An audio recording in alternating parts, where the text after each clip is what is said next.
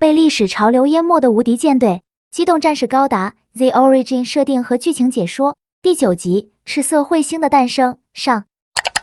萨拉米斯级宇宙巡洋舰是联邦军装备的一款大型宇宙战舰，该型宇宙战舰是联邦宇宙军的主力作战舰艇之一。从 UC0060 年开始装备以来，萨拉米斯级巡洋舰广泛部署在各个宙域当中，特别是自 UC0070 年的军备强化计划实施了以后，使得萨拉米斯级的装备数量迅速攀升，其在联邦军宇宙舰队当中的数量占比，甚至要超过其他各类型的作战舰艇之和，这让宇宙居民的印象当中，萨拉米斯级成为了出镜率最高的舰艇，其曝光率都要比以勤务为主的护卫舰高。不过由于联邦宇宙军对待宇宙居民的态度长期都是过于蛮横且粗鲁，所以萨拉米斯级基本给人都不是什么好印象。虽然口碑已经一落千丈，但并不妨碍萨拉米斯级是一艘性能优秀的宇宙战舰，其速度快、火力强的特点可以迅速调动前往压制对抗联邦的武装势力。基本上大多宇宙势力拥有的武装，其火力水平都够不到萨拉米斯级，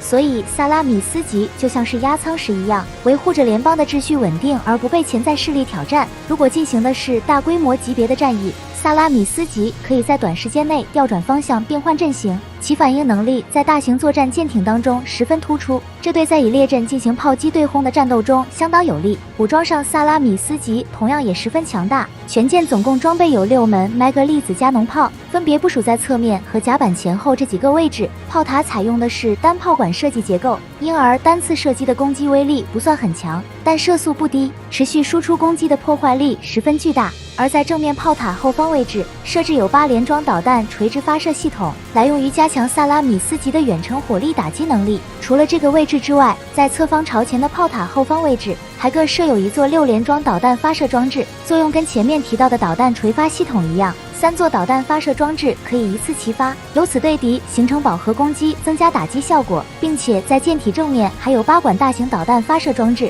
从外观上看起来就像是潜艇的鱼雷发射管一样，其配备的导弹口径十分庞大，攻击威力基本等同于大型鱼雷，十分适合用于打击舰艇之类的大型目标。然后就是萨拉米斯级的防卫武装，一共装备了8门双管防空机炮，该武装通过在近距离的范围内形成弹幕，来为萨拉米斯级构起严密的火力防护网。虽然火力足够摧毁宇宙战机，但在面对带有装甲的机动战士时将难有作为，所以在卢姆会战当中吃了大亏。还有一个比较令人诟病的地方，那就是萨拉米斯级的舰桥过于显眼，很容易就被对手针对进行攻击，尤其是在机动战士投入作战了以后，舰桥极易被攻击的弱点被放大，这让具有强大装甲防护的萨拉米斯级变得脆弱不堪。为此，后续建造的新型战舰如何防止机动战士靠近成为了重要的改进方向。而舰桥内的整体布局，萨拉米斯级基本延续了水面舰艇的设计，其舰桥内的人员位置分别是舰长、舵手、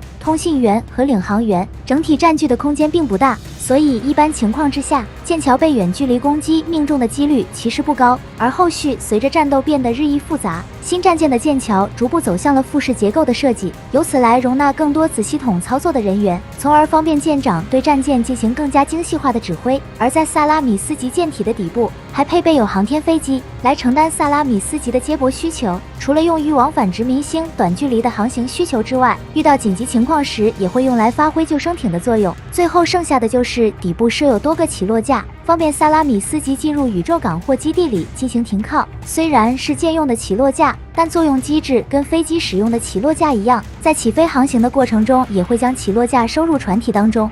除了萨拉米斯级这1型主力战舰之外，联邦宇宙军还装备了另一个体积更大的主力舰，也就是麦哲伦级宇宙战舰。为了方便快速建造，联邦将麦哲伦级等宇宙战舰的建造场地都放在了南美位置的加布罗基地。当战舰完成建造需要部署到宇宙的时候，就可以通过增加火箭助推器送到太空即可。可以说，加布罗基地是联邦军的核心所在，以至于吉翁不惜以大量平民生命为代价，也要往地球上砸殖民星，以此毁掉加布罗基地。只有这样才能摧毁联邦的战争潜力，来使吉翁有机会全面取得战争胜利。所以在这之前，为了应对吉翁势力的崛起，联邦军便早早建造了麦哲伦级这1型战舰。该舰在定位上比较接近水面舰艇的战列舰，所以能明显的看到，在舰体上装有7座巨大的双管麦格粒子炮台，这其中舰首上下2个位置的炮塔体积比较庞大，属于是麦哲伦级的主炮，其炮管的口径比较大，输出威力强，包括有效攻击距离相较于萨拉米斯级均上了一个台阶，这就使得麦哲伦级就如同过去的战列舰一样，主炮一次齐射就能给予对手极为震撼的打击，所以当战列舰的炮口指向对方的时候，就能对敌形成威慑，施加影响。同时，麦哲伦级也在差不多相同的位置安装了8连装导弹垂直发射装置，来用于加强对敌的火力打击，而且底下还带有供弹系统，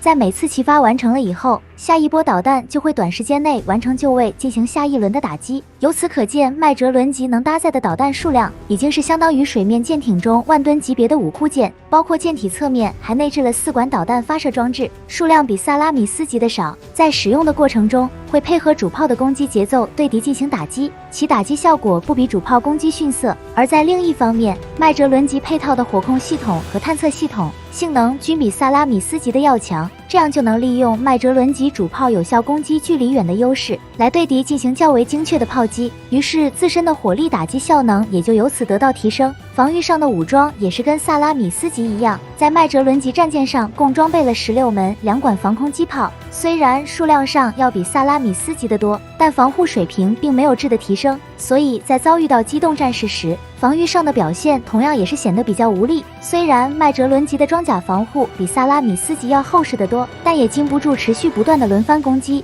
于是一场卢姆会战让这个从 UC0070年军备强化计划诞生的舰艇遭遇到了前所未有的灾难。原本是拿来应对吉翁紧张局势的麦哲伦级战舰，反而被对方的机动战士降为打击。可以说，这一次武器装备的发展进程，联邦失去了先机，并为此付出了惨重的代价。然后除了麦哲伦级和萨拉米斯级这2型战舰之外，联邦宇宙军还投入了新型宇宙护卫舰勒班陀级，该舰于 UC0079年投入使用，其整体造型看起来与萨拉米斯级比较相似。如果从另一个角度上来看，勒班陀级属于是缩水版的萨拉米斯级，但武装数量却十分丰富，战斗力比一些殖民星的护卫舰艇要强。这其中的主要攻击方式，除了在舰首位置安装的1门麦格粒子炮之外，在舰体周围还部署了1圈的导弹发射装置。这些导弹发射装置分别是在舰体前方位置的6管导弹发射装置，舰桥前后位置的2座10连装导弹垂发系统，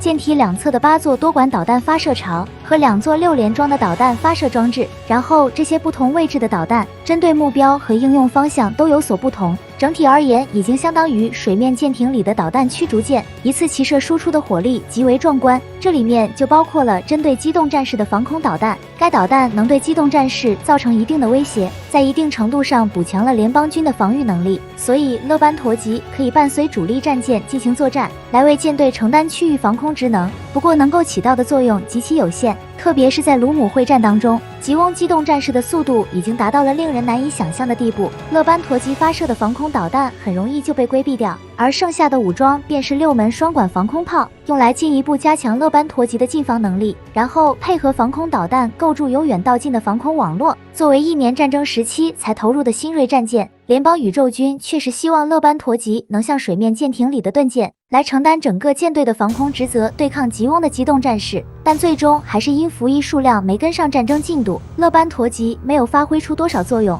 除了勒班陀级护卫舰之外，联邦宇宙军还对另一款宇宙舰艇进行了改造，改造的目的也是为了应对吉翁机动战士的威胁。这款舰艇便是哥伦布级宇宙运输舰，原先用于负责运输各种物资补给的辅助型舰体，在经过改进了以后，变成了搭载各型宇宙战机的空天母舰。这个做法跟以前用商船改装成护航航母有些类似，这样就能以较短的时间内获得航母进行作战。因此哥伦布级运输舰也是如此，主要就是把两边的货柜改成了机库和飞行甲板，并相应增加了弹射器和引导设备，然后再按照海军的航空母舰运作方式来完成对宇宙战机的放飞和回收作业。为避免两种作业互相干扰，放飞和回收都不会在一艘舰艇上进行，所以通常会让多艘运输舰分开进行不同作业，或者让返航的战机进入待命状态，等到放飞作业完成后再进行回收。另一方面，由于哥伦布级没有武装进行自卫，因此极易遭到敌方的攻击，非常依赖舰队提供的防护来保障自身安全。一旦被敌方突破防线，哥伦布级护卫舰将会十分的危险，必要时携带的战机要及时出击承担防卫职责。其携带的战机类型不多，基本上是型号为 FF-3F 的剑鱼宇宙战斗机。该型战斗机虽然主要在宇宙空间中进行作战使用，但也具备在大气层中飞行的能力，属于是名副其实的空天两用作战机型。其开始服役的时间也是 UC0079年。由于之前投入的史诗战机攻击力太弱，在吉翁的机动战士面前完全不是对手，使得联邦宇宙军加紧研制新型战机，用来代替史诗战斗机去对抗吉翁的机动战士，可能是比较紧急的关系。鉴于是先后出现了2款在外形上不太一样的机型，而差别的地方就在于机头，其中一款的机头比较长且造型圆滑，而另一款机头比较短且造型比较棱角分明。同时在机头位置的机炮数量有所不同，左边这款战机射了2管机炮，而右边的是机头两侧加底部共有8管机炮。额外装备的武装基本一样，没有区别。机身和机腹位置可随时加装3连装导弹发射装置，在利用剑鱼式机动速度快的优势后，就能抵近敌方大型战舰，迅速完成锁定。紧接着几乎一瞬间的功夫，就能把导弹全部发射出去，基本一个波次的攻击就足够击沉一艘大型战舰。因此剑鱼式给吉翁带来了不小的威胁，使得吉翁在发现剑鱼式后，都要优先找到联邦军的哥伦布级运输舰，然后派遣机动战士对其进行清除，化解威胁。尽管剑鱼可以凭借自身的武装跟机动战士展开战斗，但自身没有装甲提供防护，比较薄弱。而且吉翁的 MS 上装备的流体脉冲系统，让 MS 在宇宙中获得了远超于宇宙战机的机动性能，所以剑鱼是在与 MS 的对抗当中，也就不可避免的陷入了劣势。在出击以后，很快就接二连三的被 MS 击落，没能在与吉翁的战争当中起到力挽狂澜的作用。还有一点需要说明的是，这场战争当中还广泛应用了米诺夫斯基粒子，除了导弹之类的制导武器受到压制之外，包括锁敌在内诸多探测手段也受到了广泛的影响，于是不得不依赖侦察机来满足搜索的需要。为此，联邦宇宙军利用剑鱼式机动速度快的优势，在其基础上发展了侦察型剑鱼鸭嘴兽，而作为侦察用的辅助机型，原先剑鱼式的武装系统都进行了移除，在流出空间后都安装了各型电子设备。为了容纳更多电子设备，提升探测性能，相机头位置因过于狭小，还得进行加大，所以使得侦察型剑鱼式看起来就像是鸭嘴兽一样，包括这个位置的空间也进行了利用。可以说每增加1点探测和通讯能力，就能在布满米诺夫斯基粒子的环境中，让己方部队多1份战场生存几率。同时将原来的单座驾驶舱改成了双座，方便增加1名成员来负责电子系统的操作。其他的在机身腹部位置还增加了一个保型容器，作用跟战斗机的保型油箱一样，用来提升航程，从而提升探测范围。不过侦察机并不能做到万无一失，在敌方释放强干扰的情况下，通讯系统还会受到影响，所以侦察机未必能够将探测到的信息及时传达出去。因而联邦宇宙军的舰艇上还带有光学探测设备，来用于在米诺夫斯基粒子影响的环境下，维持有限的探测能力进行作战。这个时候情报是否及时有效，就很有可能影响到整个战局的走向。而卢姆会战当中就上演了这样的一幕，当时多兹鲁扎比正在率领吉翁主力舰队与联邦宇宙军的提安姆舰队展开了战斗，但是在战役开始后没多久，吉翁主力舰队便制造了进攻不顺逐步后撤的假象，以此来吸引联邦军的提安姆舰队向前推进。于是在这个过程当中，吉翁主力舰队开始向联邦宇宙军第1、第3舰队转进，并释放了米诺夫斯基粒子，隐藏掉了自己的行踪，就这样消失在了联邦军提安姆舰队的眼前。接着吉翁的主力舰队趁机重整队形，然后采取隐蔽前行的方式前往联邦宇宙军主力第1、第3舰队所在的位置，与机动战士部队会合，对其进行围歼。但在途中遭遇到了联邦军的剑鱼式侦察机，为了防止提前暴露自己的行踪，吉翁的主力舰队没有理会这架侦察机的存在，仍旧继续加速向联邦宇宙军的主力舰队前进。结果正如前面所描述的那样，联邦军的侦察机在强干扰的环境下无法进行通讯，不得不赶紧进行返航通知己方主力部队。为了防止对方进行跟随，联邦军侦察机先是脱离吉翁舰队后再进行返航，避免航行轨迹暴露己方主力位置。然而吉翁早已掌握了联邦宇宙军主力的确切情报，所以等到侦察机赶到的时候，吉翁主力舰队和 MS 部队已经展开了战斗，联邦宇宙军的主力舰队短时间内就损失过半，全军已陷入了一团乱麻，无法重新组织进行指挥。最终联邦宇宙军主力被歼灭，最高指挥官约翰亚伯拉罕雷比尔将军就就这样成为了吉翁的俘虏。而另一边的联邦军提安姆舰队虽然已经前进到吉翁公国的腹地，但受到己方部队主力被歼灭的冲击影响，便放弃了进攻吉翁本土的念头，选择了撤退。于是这场规模浩大的鲁姆会战便到此结束。